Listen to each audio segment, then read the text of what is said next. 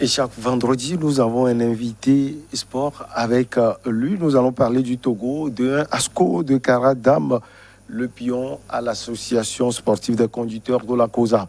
Nous allons également parler de l'Angola et du Togo, Paulo Duarte Limogé. Et puis Euro 2020 qui se joue en 2021, bien sûr. Pourquoi la France a coulé? Henri Akodo, bonjour. Bonjour Michel, bonjour à nos chers amis téléspectateurs. J'aimerais d'abord, avant qu'on ne rentre dans le vif du sujet, avoir une pensée spéciale pour les confrères et consoeurs journalistes sportifs. Nous savons que c'est aujourd'hui la journée mondiale des journalistes sportifs. Nous traversons une période assez compliquée, surtout avec les restrictions liées à la pandémie de la Covid-19. Mais cela ne doit pas nous décourager. Nous devons toujours faire preuve de perspicacité, de sagacité, de lucidité, de finesse dans le traitement de l'information afin de pouvoir nourrir ce public sportif qui est féru des informations sportives.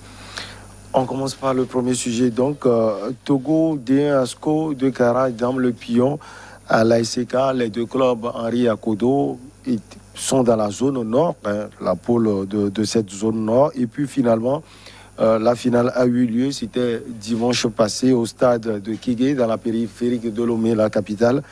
Et c'est Asko qui est venu à bout de l'ASK et Asko qui confirme, si on peut le dire, tout le bien qu'on pense de cette équipe parce que déjà l'année écoulée, Asko était champion du Togo. Oui, les Condors de la COSA rééditent encore une fois une très belle performance en terminant sur le toit de ce championnat national de première division.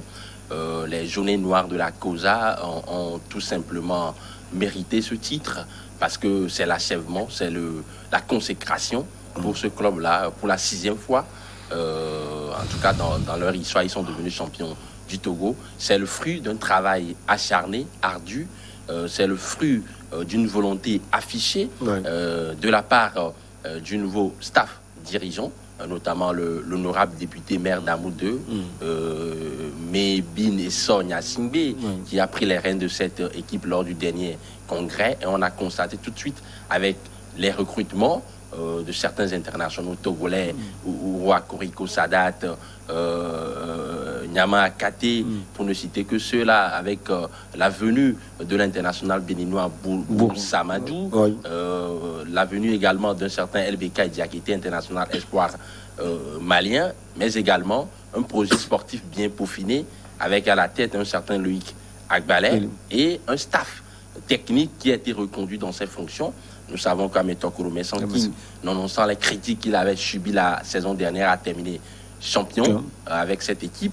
Et puis finalement, il a été reconduit.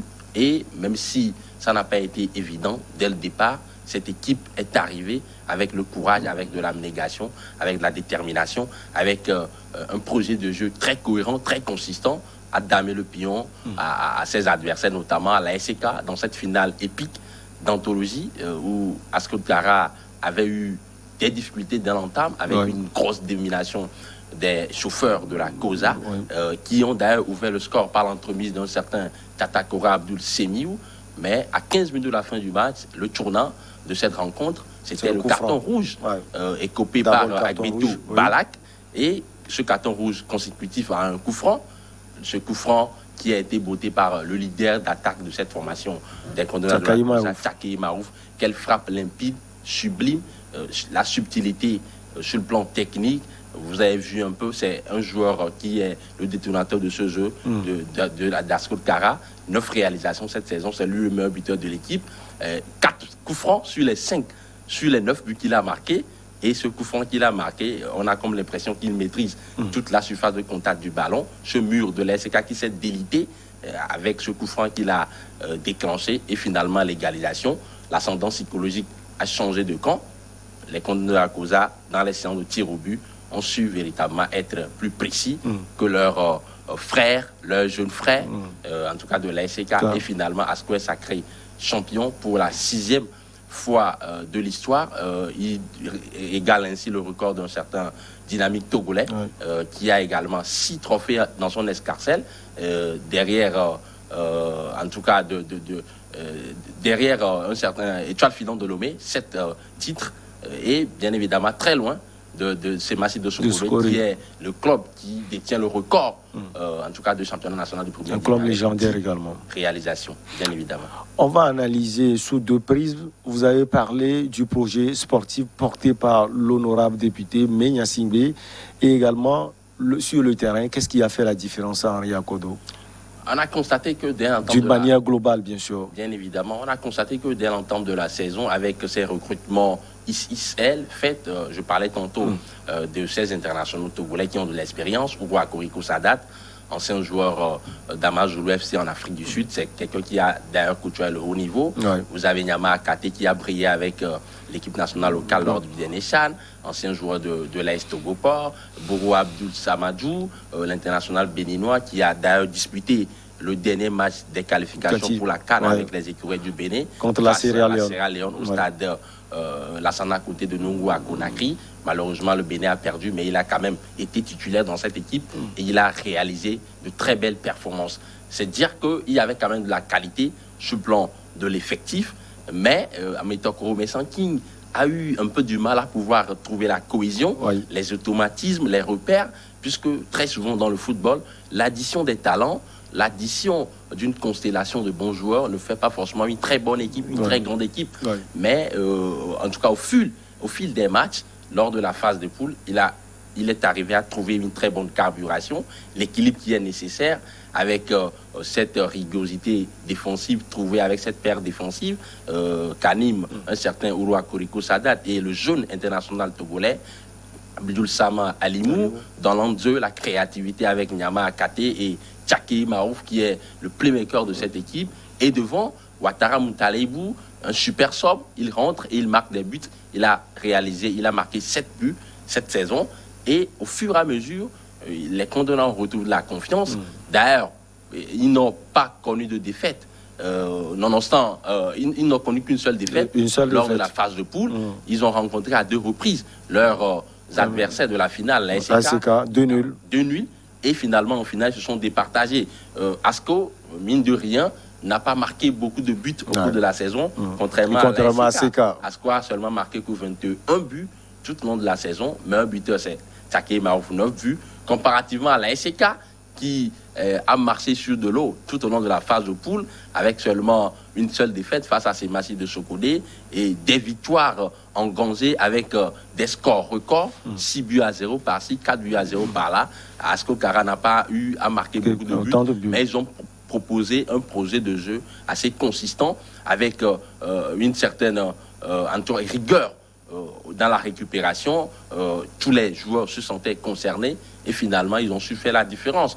Maintenant, quand on analyse un peu le parcours d'Asco Kara, on va dire qu'ils ont mérité, même si on peut quand même avoir un peu de regret pour cette formation de l'association sportive des chauffeurs de la COSA à la SK, qui a brillé également, notamment dans la phase de poule, avec 43 buts marqués sur toute la saison. C'est l'équipe qui détient la meilleure attaque, avec le meilleur buteur également, Nan Risha, 14 réalisations, Agouro Agoro Ismaël, 13 réalisations, 2 internationaux, et Tatakora Abdul Semiou, 9 réalisations. À eux trois, ils ont marqué plus de 40 buts. C'est dire que cette équipe véritablement détenait, en tout cas avait en son sein des joyaux rutilants qui véritablement ont brillé dans cette compétition, mais cela ne suffit pas pour remporter en tout cas le Graal final. D'ailleurs, ce sont deux de ces joueurs majeurs qui ont eu à rater leur pénalty, leur tir au but, notamment Ouro Agoro Ismaël et Nan Risha, à l'image de ces grandes vedettes du football mondial qui ont raté également. On a vu Kylian Mbappé. Bien évidemment, au-delà de Kylian Mbappé, vous avez Platini lors de la Coupe du Monde 86 au Mexique. Vous avez Roberto Baggio lors de la finale de la Coupe du Monde 94. Aux États-Unis. Ça peut arriver également aux grands. Tirer un penalty. En tout cas, on ne se base pas forcément sur la technique ni l'aspect tactique, mais également sur le plan psychologique. Et à ce jeu-là, les poulains de Jonas Kokou-Komlan ont tout simplement, en tout cas, ils se sont sabordés, ils se sont loupés dans ces séances de tir au but. Ça ne pardonne pas derrière. C'est la consécration pour la bande au président, l'honorable député maire d'Amou de Méhébi et Sonia Singbe. L'actualité en Angola également nous intéresse. Vous avez vu à peu près le lien. Paulo Duarte, le nouvel entraîneur des éperviers du Togo, est limogé au 1er de agosto. Qu'est-ce qui s'est passé, Henri Akodo? Paulo Duarte, le futur sélectionneur du Togo, a pris les rênes de cette formation angolaise en 2019. Et avant cette saison, il lui a été assigné la mission de remporter le titre, le championnat national de première division en Angola. Mais à quelques jours de la fin de ce championnat national de première division angolaise, en tout cas, force est de constater qu'il a du mal à pouvoir véritablement exister dans le haut du tableau. Et la goutte d'eau qui a fait déborder le vase, c'est quand même cette défaite face au Recreativo de Libolo, 3-1, une équipe qui était largement à la portée de ces bien évidemment, de cette équipe mythique de l'Angola, le 1er de agosto. Mais finalement, ils se sont loupés face à cette équipe. Et comme il y avait également cette... il était en déliquescence, il faut le rappeler, avec sa direction, puisqu'il a signé avec le Togo, bien même avant la fin de ce contrat. Et donc, cela n'a pas joué en sa faveur. On a choisi la solution du limogeage et il a été tout simplement, en tout cas, limogé par la direction du club angolais. C'est de bon augure pour le Togo d'ailleurs, puisqu'il était attendu en août. Finalement, il aura beaucoup plus de temps pour travailler avant les échéances futures, les éliminatoires de la Coupe du Monde Qatar 2022 qui vont démarrer en septembre. 2 grands rendez-vous pour l'équipe nationale du Togo, notamment le déplacement fatidique au Sénégal, à Thiès, au stade Lat Dior, probablement, pour rencontrer les vice-champions d'Afrique. Et quelques jours plus tard, la sélection nationale namibienne ici à Lomé. Donc, il aura le temps largement de travailler avec son staff pour pouvoir mettre en place une équipe solide, compétitive, hermétique, compacte, qui pourra aller tout simplement créer des espoirs, puisque l'attente au niveau du public sportif, l'attente là, elle est assez grande. Bien évidemment, nous savons tous que cette élection est passée par des vents contraires que porteurs. Elle est passée par des trous d'air, véritablement des résultats moins reluisants ces 5 dernières années sous Col Leroy. Et aujourd'hui, il aura pour mission de pouvoir colmater les presses, trouver en tout cas un collectif, mettre en place un collectif solide, bien évidemment pour permettre au Togo de retrouver ses lustres d'antan. Il sera d'ailleurs à sa prise de fonction le 24e sélectionneur que le Togo aura connu, à part le premier fut un certain Jean Robin en 1965, Gottlieb Goller, des sélectionneurs, bien évidemment Stéphane Kessi, qui a d'ailleurs qualifié le Togo pour son premier, en tout cas pour sa première Coupe du Monde. Et Paulo Duarte aura pour mission de pouvoir également égaler le record de Stéphane Kessi, pourquoi pas, même si ça sera très compliqué. Vous avez dit que c'est une bonne nouvelle pour le Togo, bonne nouvelle pour le public sportif du Togo. C'est relatif parce que Paulo Duarte, qui est limogé en Angola, va venir au Togo et conduire l'équipe du Togo. On s'interroge sur cela également. Comparaison n'est pas raison. Les contextes ne sont pas les mêmes. Le club angolais de 1er de agosto, nonobstant les ambitions de ses dirigeants, véritablement ne peut pas être comparé à la sélection nationale du Togo. Une sélection, c'est une autre chose. Et deuxième chose, il faut également savoir que depuis qu'il a signé avec le Togo, Paulo Duarte ne rêve que du Togo, ne rêve que de la sélection des éperviers. Ses pensées sont tournées vers le Togo. Bien évidemment, pour preuve, lors du dernier rassemblement de la sélection nationale en Turquie, à Antalya, pour la trêve internationale, les 2 matchs amicaux, en tout cas, que le Togo a disputés, Paulo Duarte était permanemment en contact avec le staff dirigeant qui a amené les éperviers là-bas, notamment le sélectionneur national. Jonas Kokou. C'est dire qu'il était déjà imbibé, qu'il était déjà submergé, bien évidemment, par cette pression-là, cette envie de bien faire au niveau du Togo, alors qu'il n'est même pas encore arrivé à la tête de cette sélection officiellement. Donc, à ce niveau, on peut le trouver des circonstances atténuantes. Les résultats mitigés du 1er de agosto n'auront pas une incidence sur véritablement sa production au niveau de la sélection nationale du Togo, puisque c'est quelqu'un qui a déjà prouvé de par le passé, dans d'autres sélections, notamment au Burkina Faso, avec cette 3e place à la Coupe d'Afrique des Nations 2017. Et il a éliminé la Tunisie en quart de finale pour jouer ici en demi-finale, battu par, en tout cas, le finaliste, l'Égypte. Donc, c'est dire que c'est quelqu'un qui a de l'expérience et qui va essayer d'apporter sa plus-value, sa valeur ajoutée, son expertise à cette sélection nationale du Togo, qui est en pleine dilettante, qui est en pleine doute. Bien évidemment, Paulo Duarte ne fera pas seul l'affaire. Il va falloir que les joueurs également soient au niveau. Il va falloir qu'ils soient performants dans leur club. Il va falloir également que la direction technique nationale ici et la Fédération togolaise de football puissent travailler pour renforcer un peu véritablement le niveau de notre championnat national de première division, puisque ce sont des choses qui sont intrinsèquement liées. Si nous avons un bon championnat, si nous avons des championnats de jeunes, s'il y a une bonne détection des jeunes, Paulo Duarte pourra, sur le long terme, en tout cas, dégoter ces jeunes-là, les dénicher pour pouvoir étoffer la sélection nationale togolaise afin qu'elle puisse véritablement avoir des résultats probants. On va finir avec l'Euro. Pourquoi la France a coulé? On sait que les coqs sportifs français ont été piqués, si on peut le dire, par l'équipe de la NATI, l'équipe nationale suisse. En tout cas, Henri Akodo, on parle de cette pétition pour rejouer cette rencontre. On est où? Ou bien vous n'avez pas entendu parler de cela? Aujourd'hui, l'UEFA a acté le résultat de cette rencontre et la compétition va continuer. Ce n'est qu'une mauvaise alerte. Les Français se basent véritablement sur quoi pour porter cette pétition? Ils se basent véritablement sur l'arbitrage qui a été en leur défaveur selon les indiscrétions. Mais sérieusement, la Fédération française de football, en tout cas, ne peut pas se prêter à ce jeu-là parce que les règlements sont clairs. Il n'y a pas eu une faute technique de l'arbitrage et donc la compétition va se dérouler. On a noté des incartades dans les vestiaires et partout dans l'équipe de France. La question, elle est toute simple. Pourquoi les coqs sportifs français ont coulé?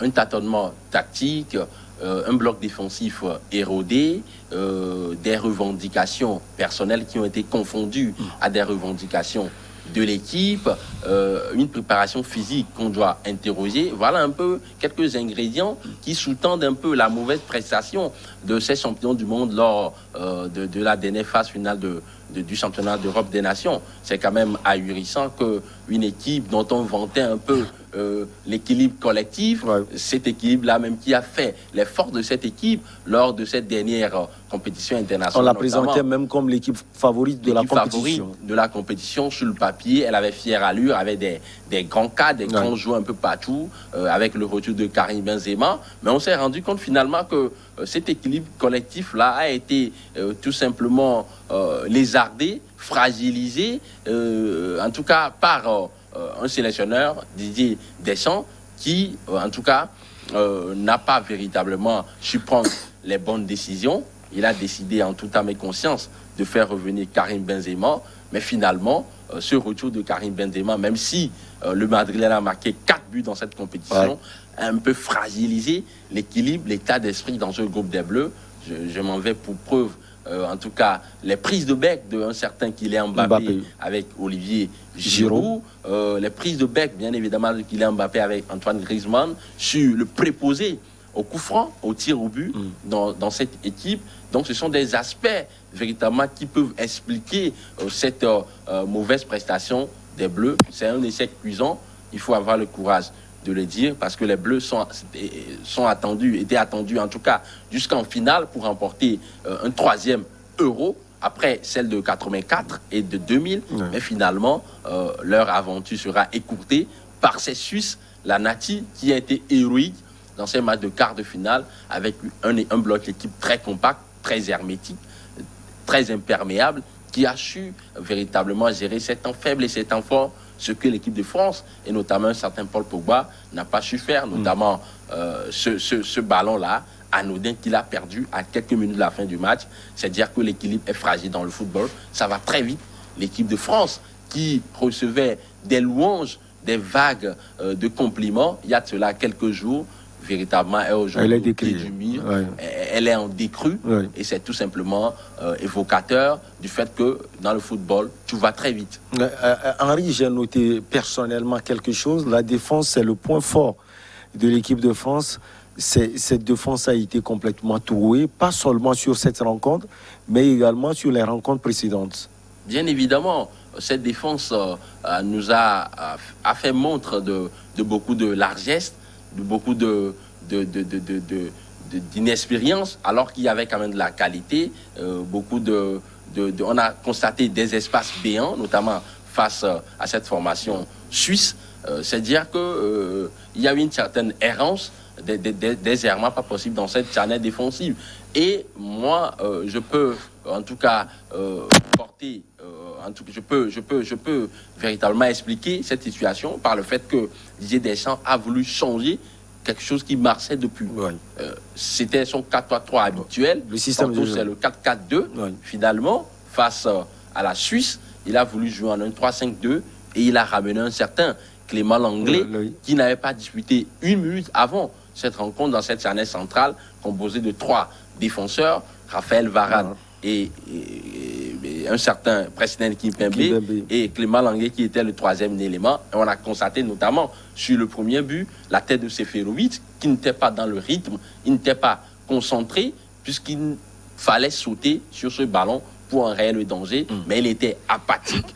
C'est dire que Didier Deschamps s'est trompé, il s'est tout simplement fourvoyé, il s'est égaré, il s'est loupé dans ses choix tactiques sur le plan de l'animation défensive. À ce niveau-là, ça ne pardonne pas. Maintenant, revenons-en au-delà de ces joueurs de la ligne défensive. Oui. Il faut savoir qu'une animation défensive dans une équipe, pour avoir une animation défensive irréprochable, il faut que les joueurs de la ligne offensive participent également à la récupération collective du ballon. On ne les a pas vus courir, on ne les a pas vus faire les efforts sur les replis défensifs.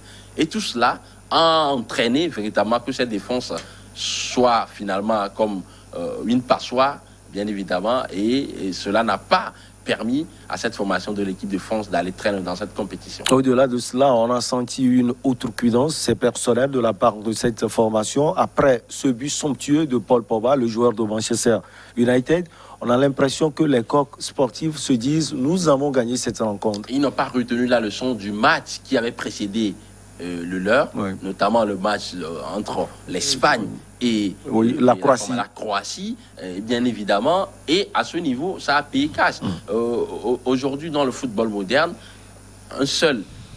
une seule inattention de concentration, une seule faute, en tout cas de concentration, une seule saute de concentration peut vous amener à des mauvais résultats. Et c'est ce qu'on a vu avec Paul Pogba qui a manqué de concentration, et surtout avec ce scénario de renversement de la situation, puisque la France était menée par 1-0. Ils ont renversé la vapeur, ils menaient par 3-1.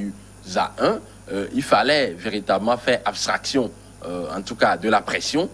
On a constaté qu'ils étaient un peu paralysés, tétanisés, inhibés par cette pression, et Paul Pogba voulait faire davantage, et finalement, cela n'a pas servi à l'équipe. C'est-à-dire que les individualités au sein de ce dispositif tactique de Didier Deschamps dans ce championnat d'Europe des Nations n'ont pas véritablement permis à cette équipe d'aller très loin. Ces individualités se sont vues trop beaux et ils ont fragilisé, lézardé cette belle équipe de France dont tout le monde louait le talent.